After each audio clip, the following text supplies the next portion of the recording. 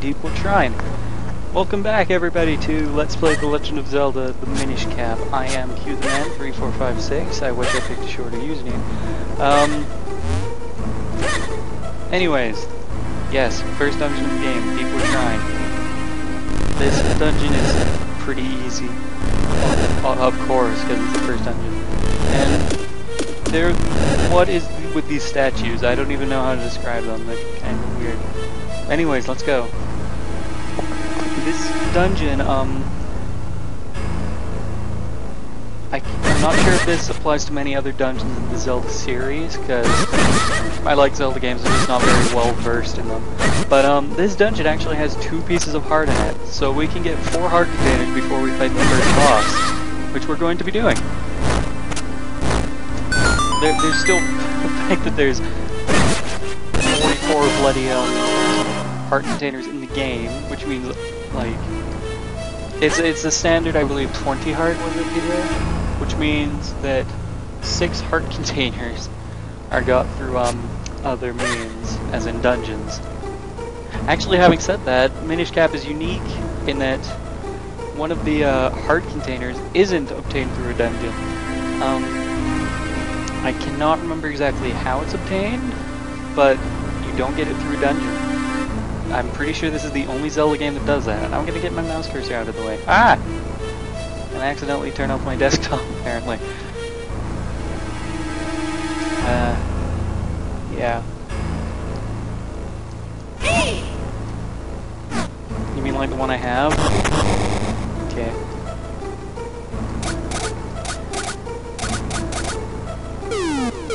It's raining slugs, it's raining slugs.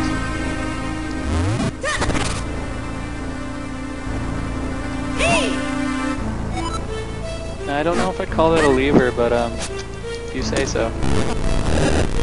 Ooh. Oh hey, a bridge. Hey, a mushroom. I just want the mushroom. Oh god. Yes, whenever you see blue mushrooms like that, if you pull back on the cap, you can send yourself flying forward. It's hilariously awesome. I should also get this out of the way now before it becomes an issue later. Yeah, I'm a brony, deal with it if you don't like it. Anyways, getting that out of the way. Because I assume that desktop image is going to show up in the recording because Camtasia Studio is a jerk.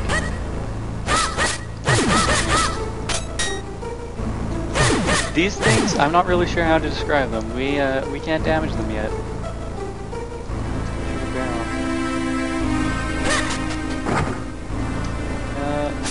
Okay, this block's not going anywhere. Am I going there? Okay, yeah. Now then, what we want to do is this. The barrel's now dislodged. What that means? Ow! Jerk. Well, can't really do much about those guys yet. We'll get to them later. The barrel's now dislodged,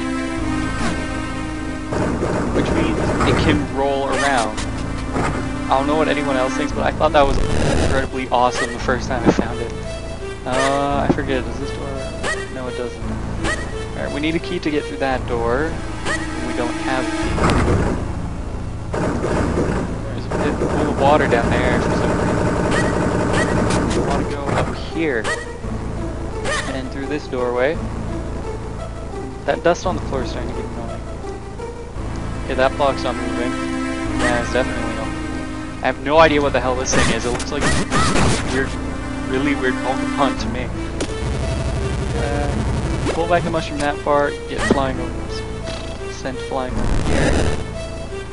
There's the heart container from earlier. I can't remember what's up here. Pull it back all the way.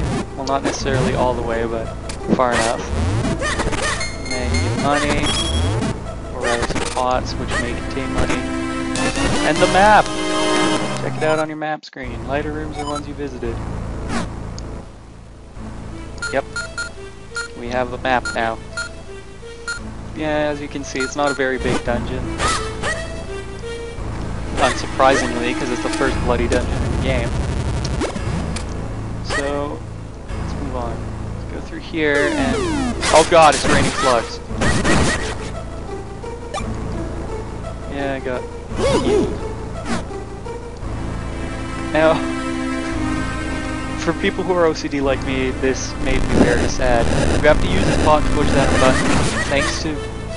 I'm not even sure why, but whenever I see pots in a Zelda game, first instinct is to destroy all of them. Let's see what I can get. Right, now, well, I already knew that, because I kind of have to do that to get in. Now this room... this room...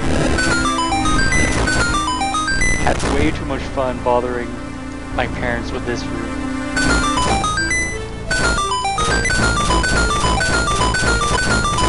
Okay, I'll stop now.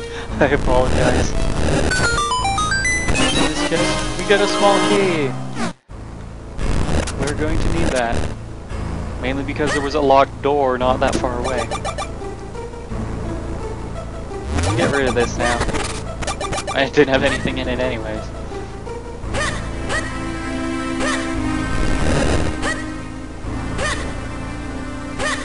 Now then, no.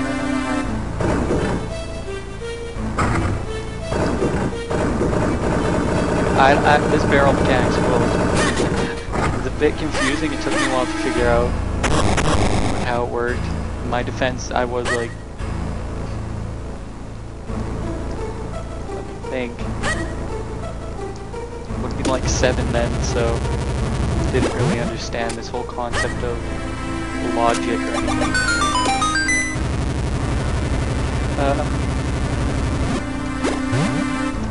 I lost my train of thought now. Fantastic.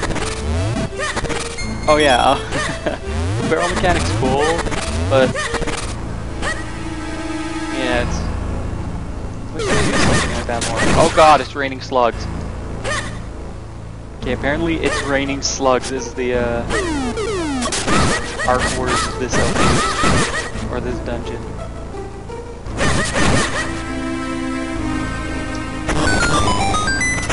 Here's another annoying door. Yeah, I have to do that. I had way too much fun with this room and the other one with the chest. It's crazy.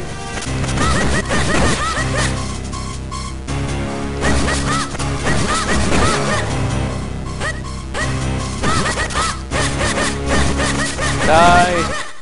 Thank you. Oh hey, another key. You can only use it in this dungeon. I'll keep that in mind. I forget what's up here.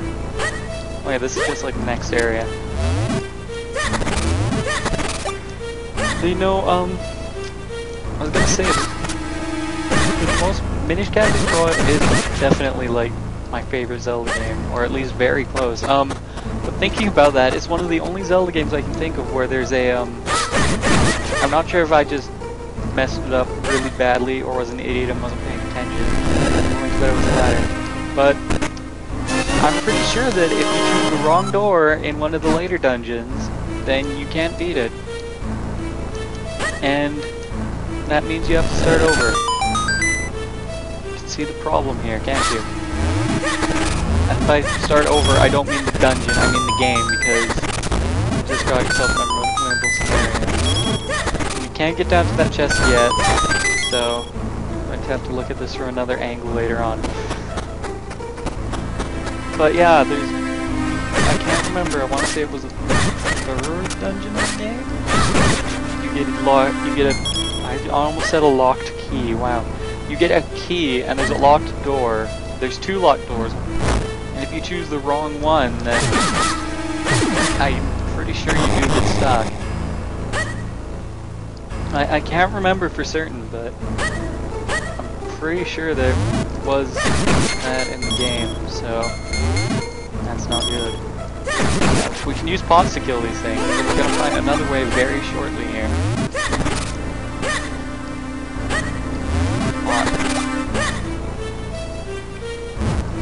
Okay, this door is blocked off by a spider web. So let's go through here instead.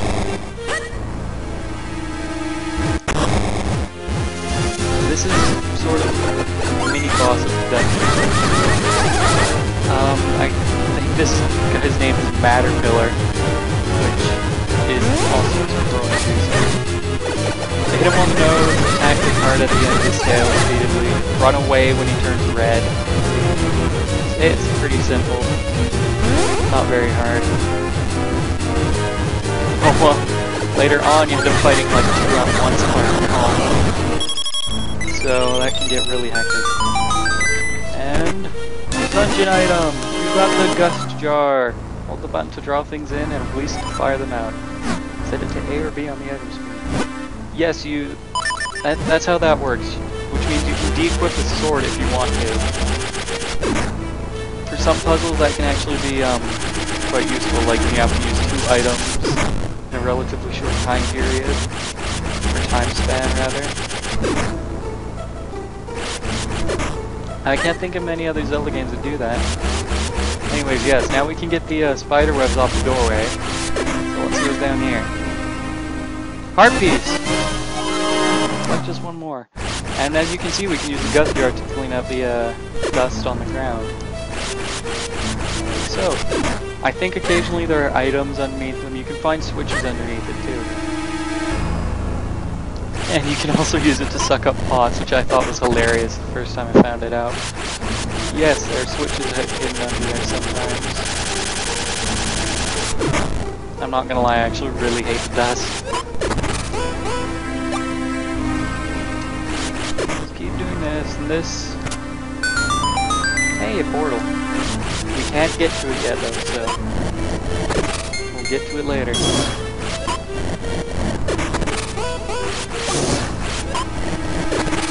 Because the other heart piece is up there. We've got 10 mysterious shells. I'm not sure what they're for, but let's just hold on to them for now.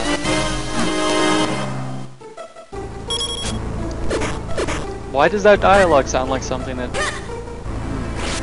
Now, these guys, if you use the gust jar to suck at them enough, then they turn gray and you can kill them with your sword.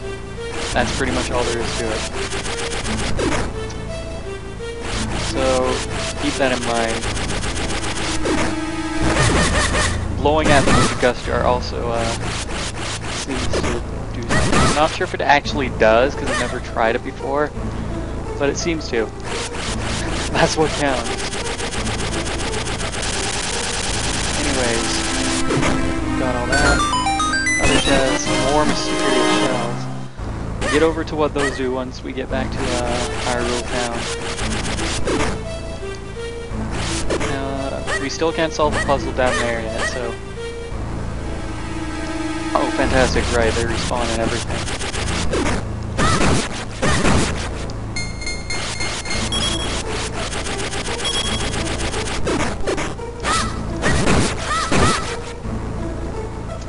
If we go down here, that takes it back to the barrel room. And there's also this off to the side. I'm pretty sure that... Yeah, there's a button there. It's gonna show up. Called it. More mysterious shells, like we don't have enough already. Actually, having said that, we don't have enough. We'll get to what they're for later, but you do need a lot of them from what I recall.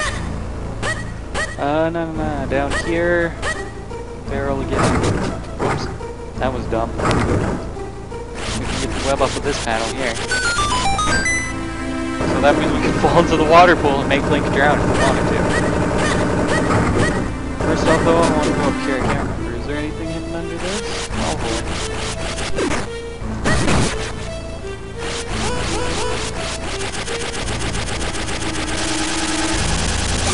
Yes, you can use it to suck up items from afar. It's like a boomerang in that regard. Though the boomerang does show up later on in Minish Cap, and I believe the magic boomerang does too, though I'm not sure. Anyways, what you're actually supposed to do is drop down into the water pool, as mentioned before, even though Link can't swim.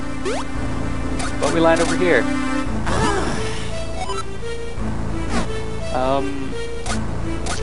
Yeah, Link can't swim, but the Gust Jar can be used to turn this lily pad into a boat.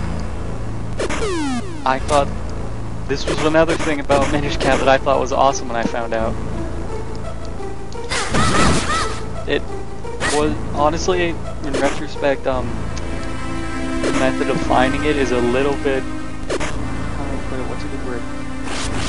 I would say it's a bit unintuitive, because, I mean, it doesn't really hint at the fact that you can do that. It just says, unless you find a way to travel by water, we're pretty much screwed. It doesn't suggest anything. But, I still like the idea.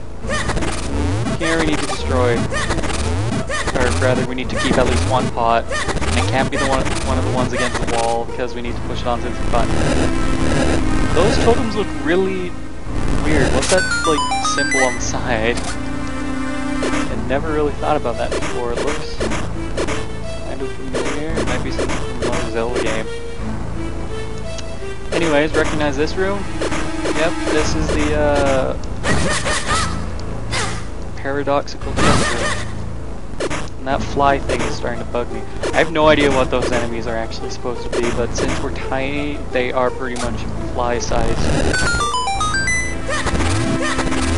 So now, it's worth 5 instead of 1 or 20. Now, get a key!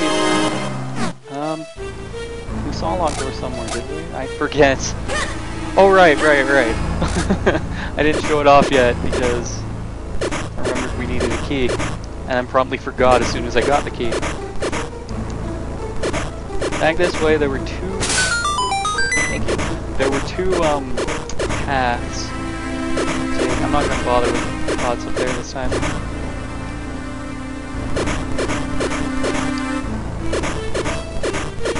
Go up here. Oh my God! It's raining slugs. And we find this. Go through this door, find this room, which has more of the interesting mushrooms. The jelly mushrooms, as I'm calling them now. Actually, having said that, I'm pretty sure there's a way to make this room unwinnable. I cannot remember for the life of me how I managed to do it. But it's possible to end up stuck on that island right there with that mushroom. I only had it happen once, and I cannot remember for the life of me how I did it, but it can happen. I'm not going to be showing it off right now because I will be stuck, can't swim. So yeah. Another portal that takes us back out here. Here's a blue portal which went to the heartbeat, so let's go get that before I forget. You got a piece of heart! You completed a new heart container. Your life energy has been replenished and increased. We have 4 hearts before even fighting the first boss in the game. Anyways, need to get rid of the spider web over this stairway. There's another one on the other side, but we'll get this first. Just here, it has 20 rupees. So, now that we've got that, let's go and actually fight the boss.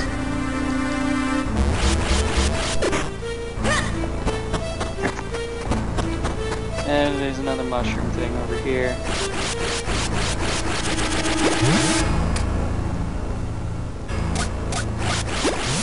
Okay, that was... I didn't even know you could do that.